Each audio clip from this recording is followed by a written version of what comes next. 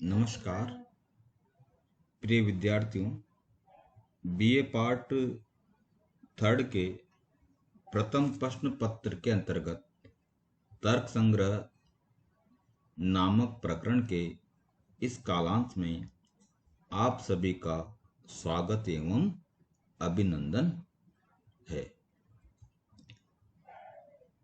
पिछले कालांशों में मैंने तर्क संग्रह का परिचय एवं उसमें वर्णित सप्त पदार्थ, द्रव्य, गुण, कर्म, सामान्य, विशेष, समवाय और अभाव का नाम, संख्या एवं भेदोपभेदों के बारे में आपको अवगत करवाया था। मैंने सप्त पदार्थों में से प्रथम पदार्थ द्रव्य का लक्षण, परिभाषा तथा उसके कितने भेद होते हैं, उनके नाम क्या क्या हैं, उनका लक्षण क्या है, उनके भी कितने भेद होते हैं इत्यादि के बारे में मैंने आपको बतलाया था। मैंने यहाँ पर प्रश्नोत्तर शैली का प्रयोग किया है जो आप लोगों को समझने में सुगम होती है। तो इसी क्रम में सर्वप्रथम द्रव्य के संदर्भ में निम्न कारिका प्रस्तुत की है। तत्र द्रव्याणि प्रतिव्यपतेजो वाया आकाश कालदिगात्म मनांस नवेव, अर्थात उन पदार्थों में द्रव्य नामक पदार्थ पृथ्वी, जल, तेज, वायु, आकाश, काल, दिक्,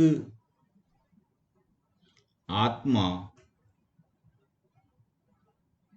मन के भेद से द्रव्य के 9 भेद कहलाते हैं। इस प्रसंग में पृथ्वी नामक द्रव्य का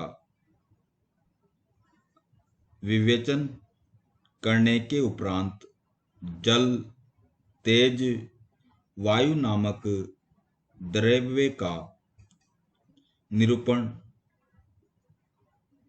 करते हुए आकाश, काल, दिक् नामक द्रव्य का लक्षण, परिभाषा, उदाहरण एवं भेदों का निरूपण किया गया है। तो आज हम आकाश, काल और दिक् नामक द्रव्य के बारे में यहाँ पर पढ़ेंगे। तो सर्वप्रथम आकाश के बारे में कहा है, आकाशस्य किम लक्षणम, अर्थात आकाश का लक्षण क्या है, कतिविधम च, और वह कितने प्रकार का होता है। तो इसका लक्षण बताते हुए कहा है, शब्द गुणकम आकाशम तत् च एकम विभु नितेंच।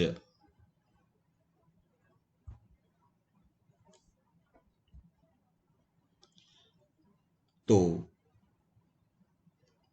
आकाश का लक्षण कहा है कि शाब्द गुणकम आकाशम तत् च एकम विभु नितेंच, अर्थात इसका अर्थ बताते हुए कहा है कि आकाश वह कहलाता है जिसमें समवाय संबंध से शब्द स्वरूप गुण विद्यमान होता है, तो वही आकाश नामक द्रव्य कहलाता है।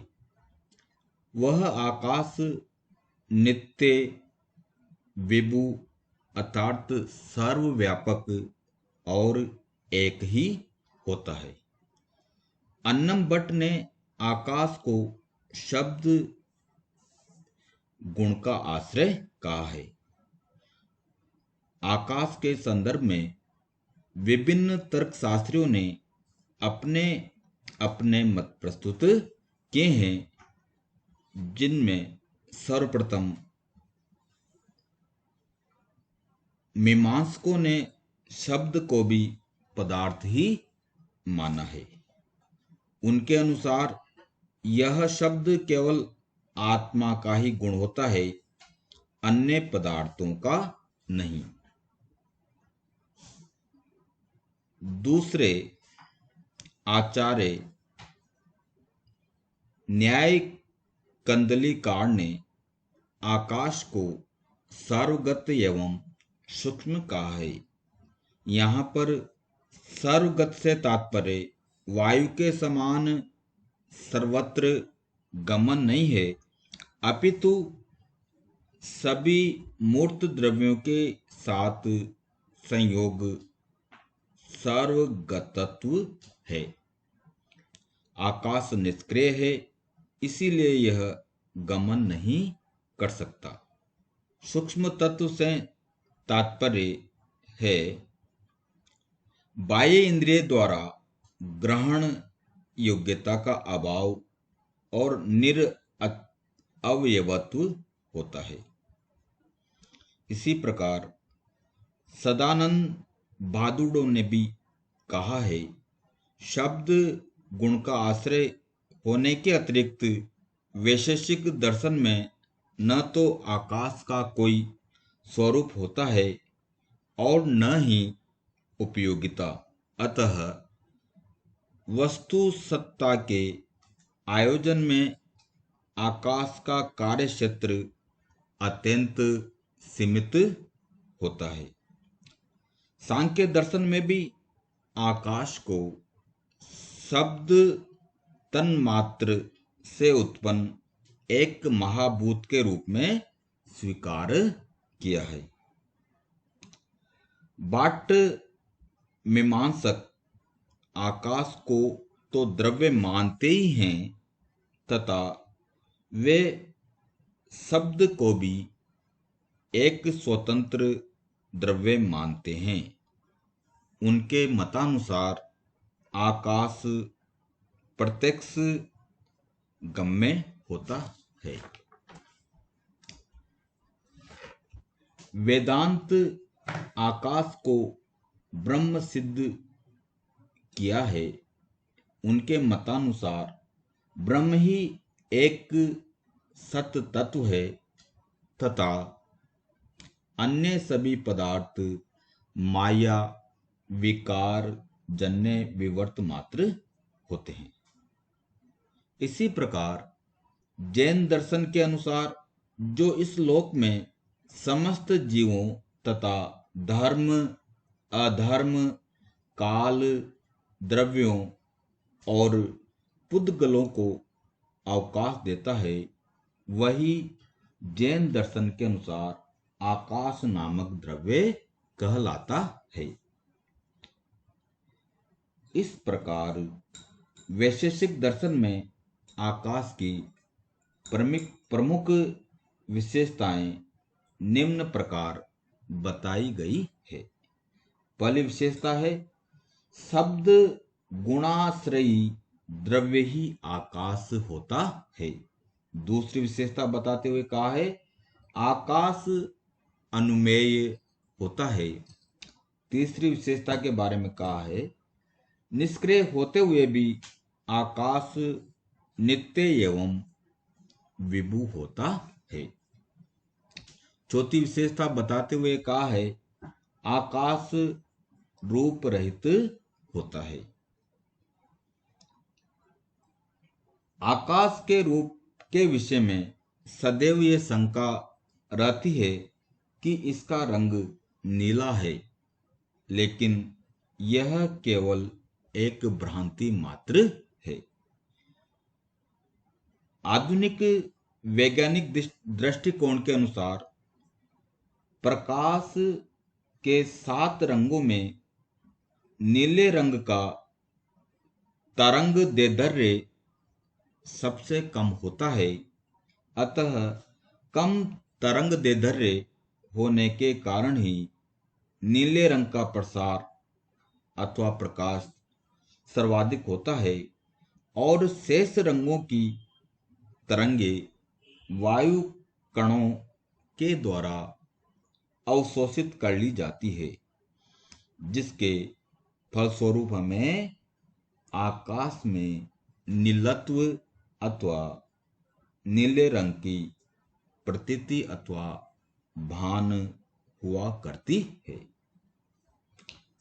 अंत में आचार्य मम्मट ने अपने ग्रंथ आकाश के लक्षण भेद को स्पष्ट करते हुए कहा है कि पृथ्वी आदि नित्य द्रव्य की तरह ही आकाश भी नाना अथवा भिन्न भिन्न नहीं होता है, क्योंकि इसके भेद में कोई प्रमाण नहीं मिलता है।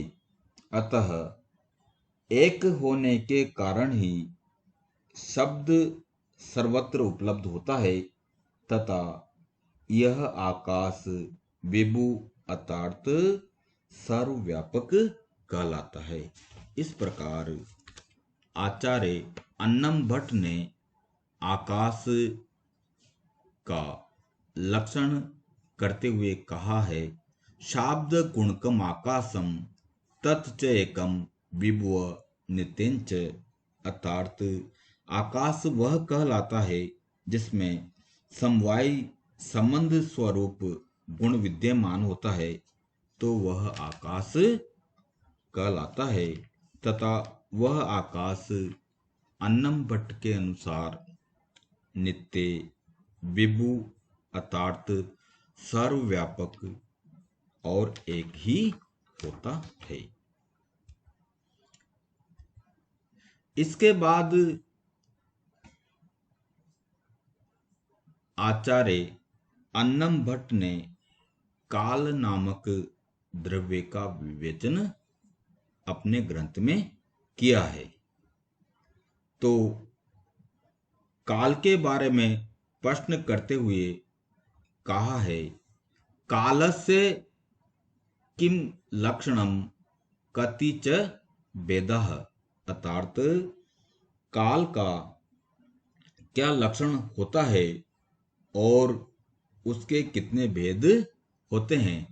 तो आचार्य अन्नम भट्ट ने काल का लक्षण बताते हुए कहा है, अतीतादि व्यवहार हेतु कालः स च एकौ विभुर्नित्यश्च। तो काल का लक्षण बताते हुए कहा है, अतीतादि अर्थात भूत भविष्य वर्तमान का ज्ञान कराने वाले कारण को काल अथवा समय कहा जाता है। यह काल एक सर्वव्यापक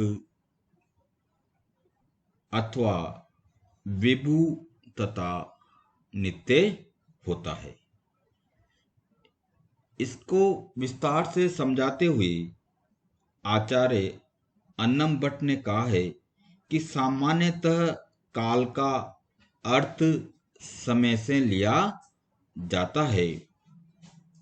काल का दर्शन, विज्ञान और साहित्य में पर्याप्त विवेचन किया गया है।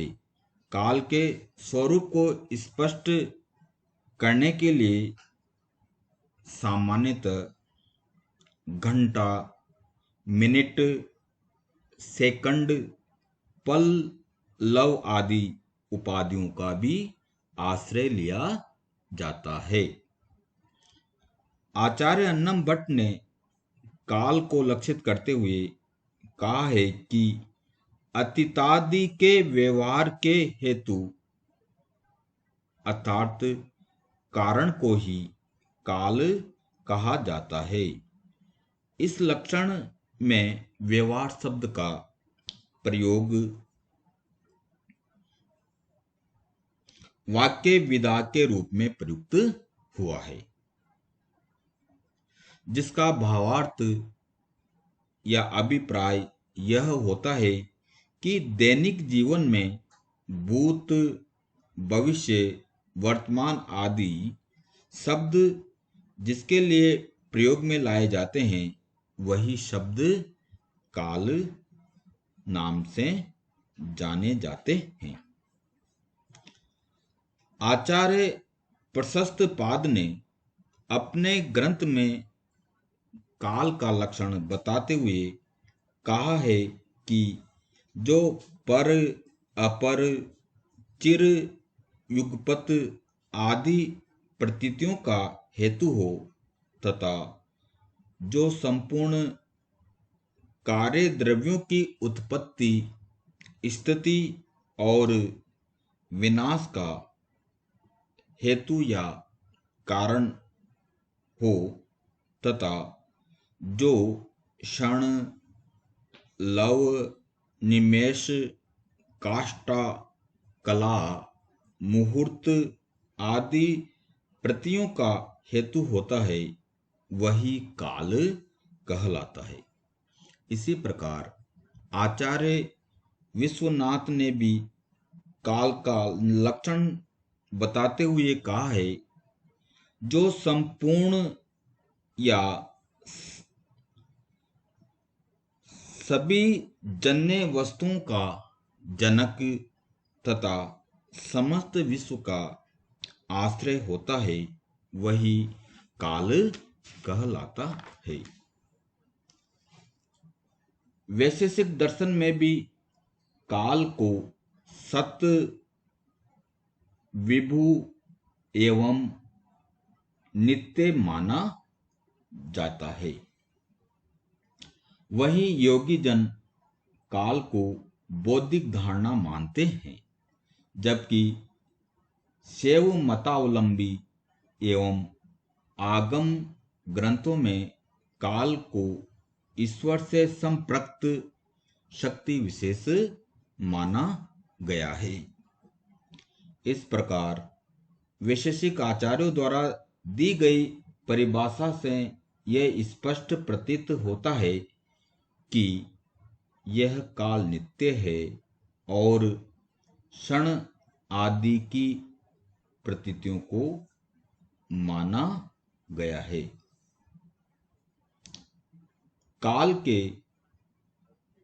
सर्वप्रथम 3 भेद माने गए हैं: अतीत, वर्तमान और अनागत। न्याय की दृष्टि से अतीत अर्थात भूत एवं अनागत की सत्ता है, किंतु वर्तमान की सत्ता नहीं होती है। न्याय सूत्र के अनुसार जब कोई वस्तु गिरती है तो उसके 2 ही काल होते हैं, पतित काल और पतितव्य काल। अतः वर्तमान काल नहीं होता है।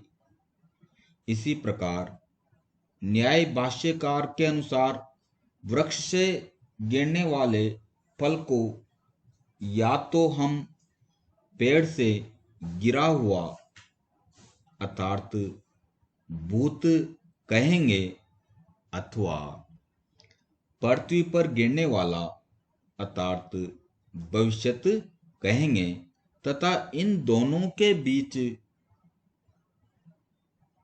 कोई आधार ही शेष नहीं बचता, जिसके आधार पर वर्तमान काल का उल्लेख किया जाए। अतः वर्तमान काल को स्वीकार नहीं किया जा सकता। लेकिन नैयायिकों ने उपरोक्त शंकाओं का समाधान करते हुए कहा है कि यदि वर्तमान नहीं होता तो न तो भूत होता और न ही भविष्यत काल की ही कल्पना की जा सकती है, जो दोनों काल वर्तमान काल पर ही आश्रित हैं। इस प्रकार काल आधार से अव्यक्त नहीं होता है, अपितु उसे क्रिया से समझा जा सकता है। इसके साथ ही भूत और भविष्य के मध्य एक विभाजक रेखा माननी पड़ेगी, अन्यथा भविष्य का कोई भेद नहीं हो सकता तथा भेद करने वाली उक्त विभाजक रेखा ही वर्तमान कालिक वस्तुओं की वर्तमानता एवं उनके अस्तित्व का द्योतक होती है तथा इसके अभाव में किसी भी वस्तु का प्रत्यक्ष संभव नहीं है और इस प्रकार समस्त व्यवहार ही असंभव हो जाएगा। इसीलिए उपरोक्त विवेचन से वर्तमान काल की सत्ता सिद्ध होती है। इस प्रकार आचार्य अन्नम भट्ट ने काल का विवेचन करने के उपरांत उन्होंने काल की कतिपय विशेषताएं बताई है, जो निम्न है। काल एक सत द्रव्य है। दूसरी विशेषता काल की बताई है, काल नित्य होता है। तीसरी विशेषता के बारे में कहा है, काल विभु अर्थात सर्वव्यापक द्रव्य होता है। चौथी विशेषता बताते हुए कहा है, काल निष्क्रिय होता है क्योंकि विभु अथवा व्यापक द्रव्य में कोई क्रिया नहीं होती है। पांचवी विशेषता बताते हुए कहा है, काल में 5 सामान्य गुण होते हैं, यथा संख्या, परिमाण, पृथकत्व, संयोग एवं विभाग। छठी विशेषता बताते हुए कहा है, काल के आकाश आदि के समान विशेष गुण नहीं होते हैं। सातवीं विशेषता बताते हुए कहा है, काल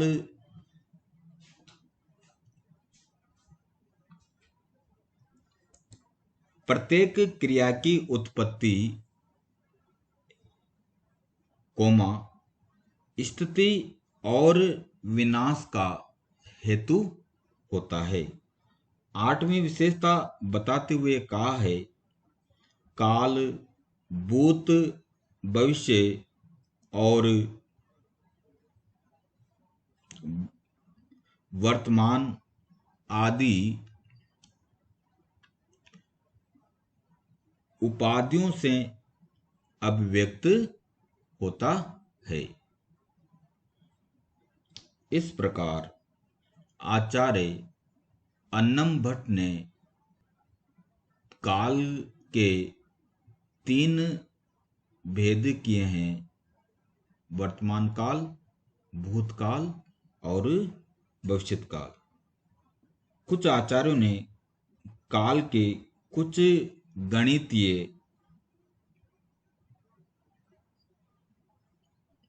भेद बताए हैं तालिका द्वारा। सबसे पहले मैं यहाँ पर काल। अब पहला पहला इसका भेद है दो लव।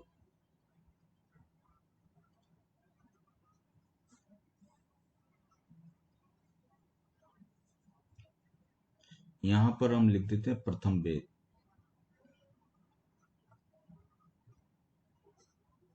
और यहां पर है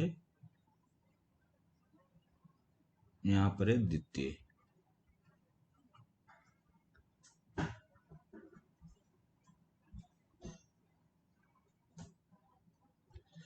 तो प्रथम भेद मैंने यहाँ लिखा लव, इसको दूसरे में क्या कहा जाता है? एक लव।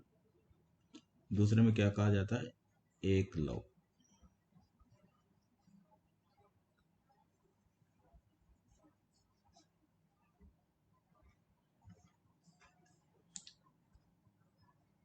अब दूसरा भेद है इसका दो लव।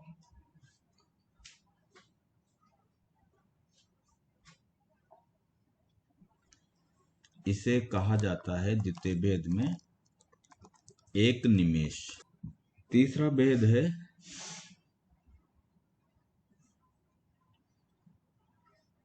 18 निमेष।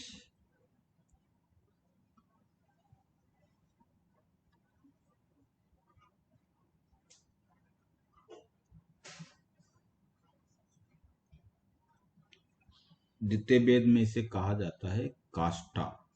तो यहां लिख दीजिए काष्ठा।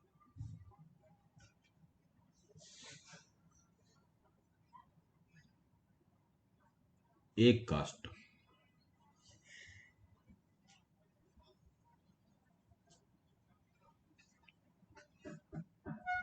30 काष्ठ प्रथम वेद में आ जाएगा। इसको कहा जाता है 30 काष्ठ।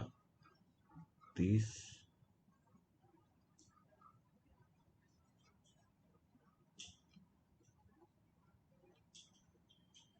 और द्वितीय वेद में ये कहलाती है एक कला। एक कला।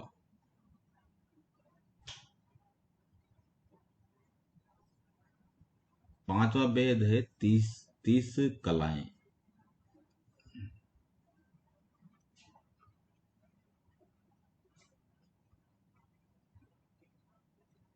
इसको कहा जाता है एक मूर्त। द्वितीय वेद में इसे क्या कहा जाता है? एक मूर्त।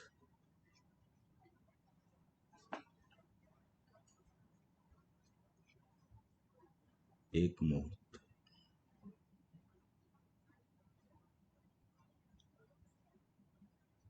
फिर छठा वेद है 30 मूर्त।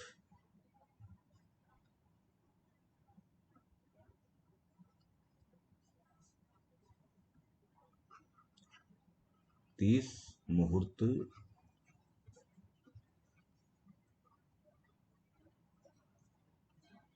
30 मूर्त को कहा जाता है द्वितीय वेद में एक अहोरात्र।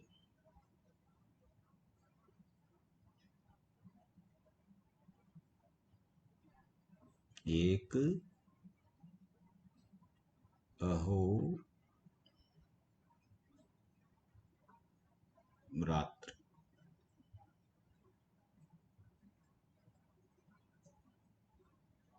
और एक अहोरात्र को होती है, एक अहोरात्र कितने घंटे में होती है? 24 घंटे। तो यहां लिख दो 24 घंटे।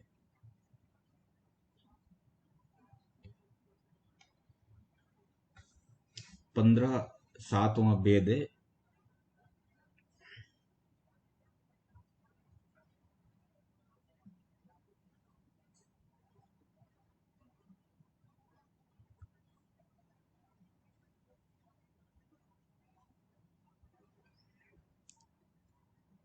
15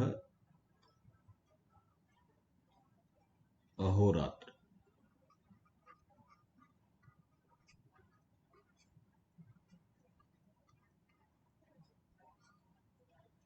15 अहोरात्र को दूसरे वेद में कहा जाता है एक पक्ष।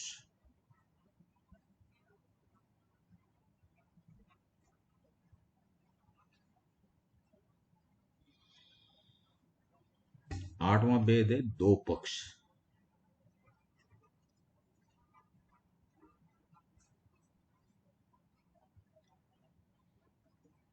दो पक्ष को कहा जाता है एक मास।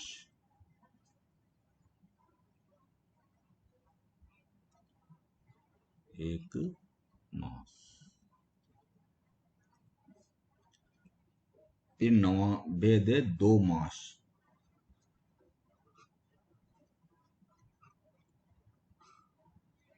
दूसरे वेद में दो मास को कहा जाता है एक ऋतु।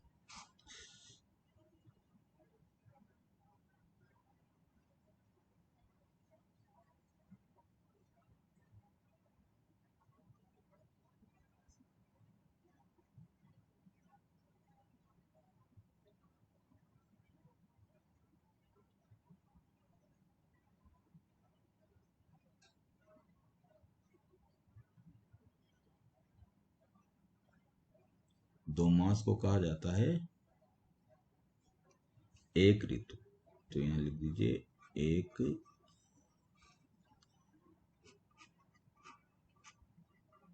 ऋतु।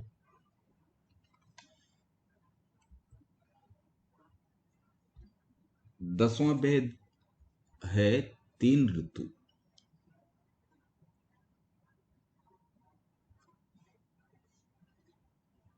दसवां वेद है तीन ऋतु।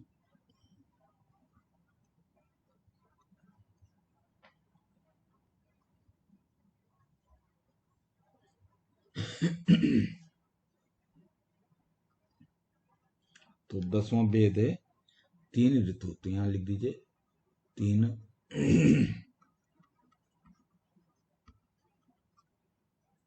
ऋतु। और तीन ऋतु का जो दूसरा वेद होता है वह होता है एक अयन।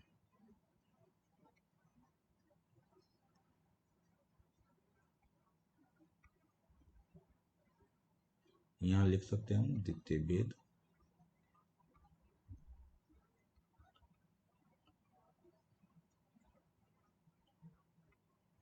यहां लिख सकते हैं प्रथम वेद।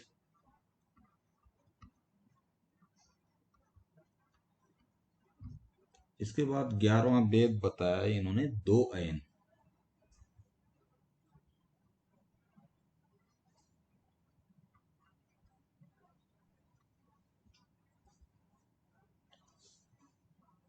दो अयन।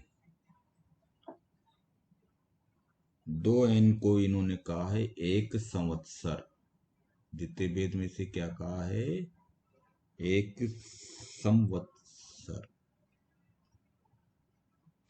संवत्सर।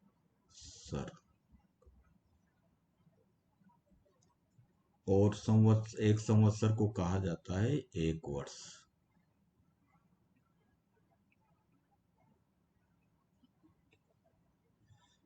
बारहवां वेद एक संवत्सर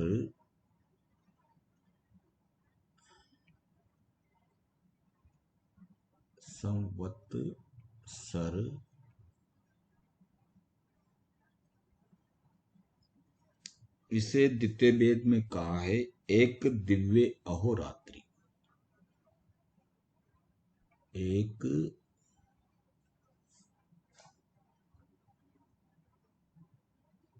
दिव्य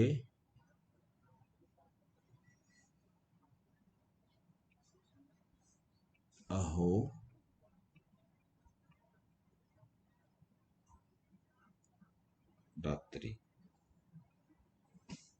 13वां वेद बताया है इन्होंने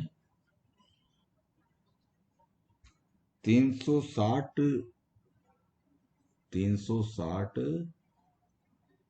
दिव्य अहोरात्रि। दिव्य अहोरात्रि।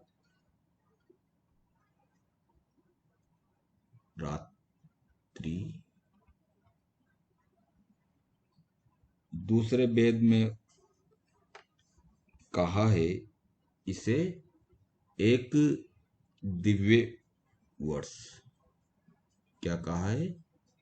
एक दिव्य वर्ष।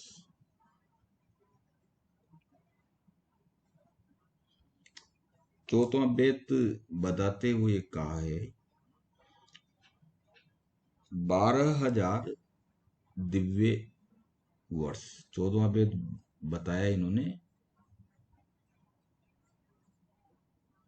12,000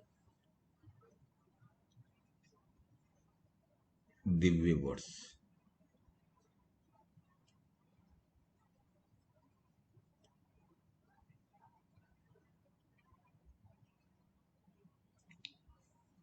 और 12,000 दिव्य वर्ष को द्वितीय वेद में कहा है इन्होंने 4 युग। 4 युग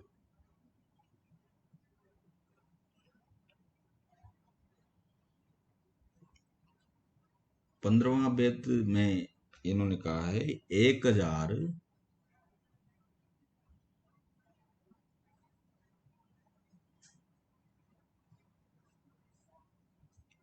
चतुर्युग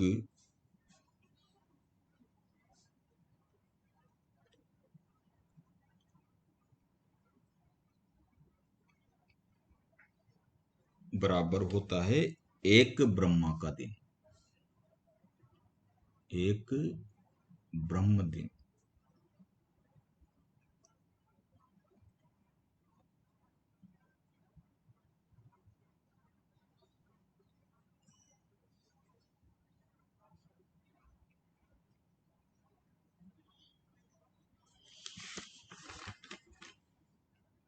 सोलहवां वेद बताते हो कहा है 2,000 चतुर्युग बराबर।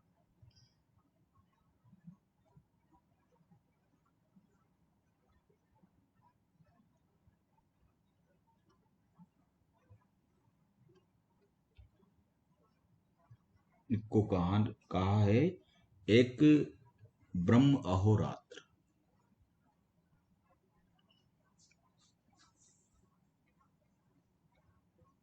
एक ब्रह्म अहोरात्र।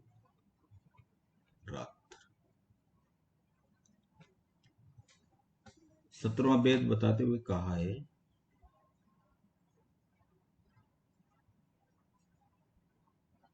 360 ब्रह्म अहोरात्र। 360 ब्रह्म अहो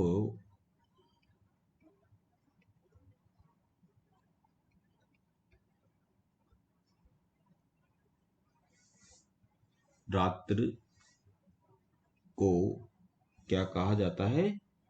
एक ब्रह्म वर्ष। द्वितीय वेद में क्या कहा है इसे? एक ब्रह्म वर्ष।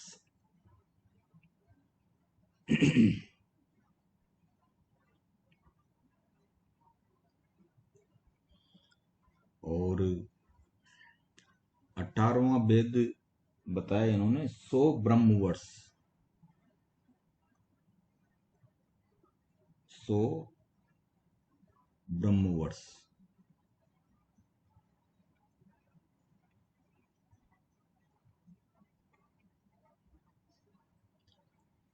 सो ब्रह्म वर्ष को इन्होंने द्वितीय वेद में एक सृष्टि की अवधि बताया है।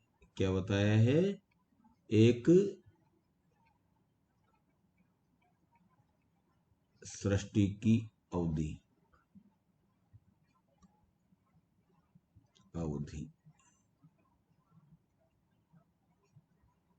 और 19वां भेद बताया इन्होंने 100 ब्रह्म वर्ष।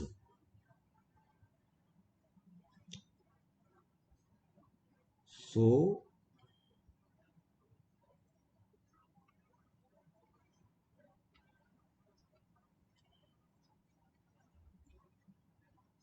ब्रह्म वर्ष को ही एक प्रलय की अवधि भी बताया।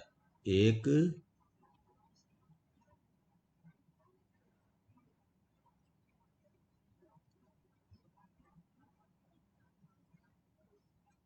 की अवधि।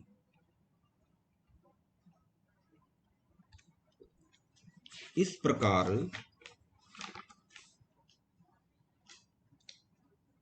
अंत में 43 करोड़ 20 लाख मानवे वर्ष ब्रह्मा के एक दिन के बराबर माना जाता है। इस प्रकार कुछ आचार्यों ने ये काल के कुछ गणितीय भेद किए हैं, लेकिन आचार्य अन्नम भट्ट ने अतीत्यादि व्यवहार हेतु काल स च एको विभो नित्यश्च, अर्थात अतीत भूत भविष्य और वर्तमान का ज्ञान कराने वाले कारण को या समय को कारण को काल या समय कहा है। यह काल एक सर्वव्यापक विभु तथा व्यापक होता है। धन्यवाद।